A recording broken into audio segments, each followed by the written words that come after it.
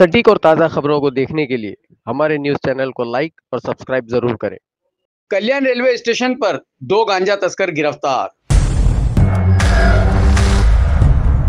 4,17,360 रुपए का गांजा जब्त। कल्याण रेलवे अपराध जांच शाखा की कार्रवाई।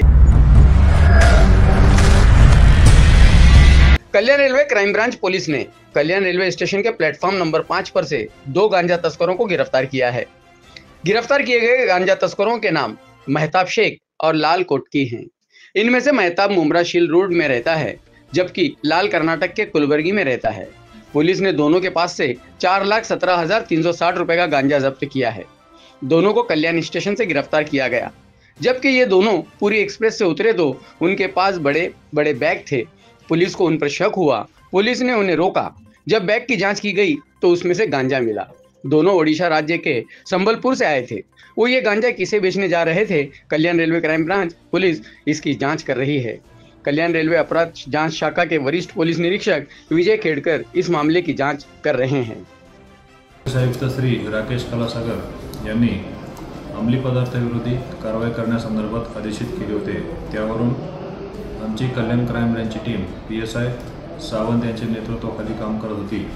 दिनांक 18/6/25 रोजी कल्याण क्राइम ब्रांचची टीम आणि RPFची क्राईमची टीम एकत्रितरित्या प्लॅटफॉर्म नंबर 5 वर गस्त घालत असताना पुरी LTT गाडीतून 2 संशयित इसम खाली उतरले। त्यांच्या हातात मोठमोठ्या बॅगा होत्या। आमच्या टीमला त्यांचा संशय आल्यावरून त्यांनी त्या बॅगा चेक केल्या। त्यामध्ये त्या बॅगामध्ये 20 किलो 869 ग्रॅम किलो वजनाचा सुमारे 4,17,360 रुपये किमतीचा गांजा हा अंमली पदार्थ मिळून आला। त्यावरून त्यांच्यावर कल्याण रेल्वे पोलीस ठाणे येथे गुन्हा दाखल करण्यात आला। त्यांची नावे मेहताब आलम इरशाद आलम शेख वय 35 वर्षे, हा राहणारा मुंब्र्याचा आहे। दुसरा लाल मोहम्मद अमीन कोटकी, हा कर्नाटक राज्यातील आहे। त्यांच्यावर कायदेशीर कारवाई करून पुढील तपास चालू आहे।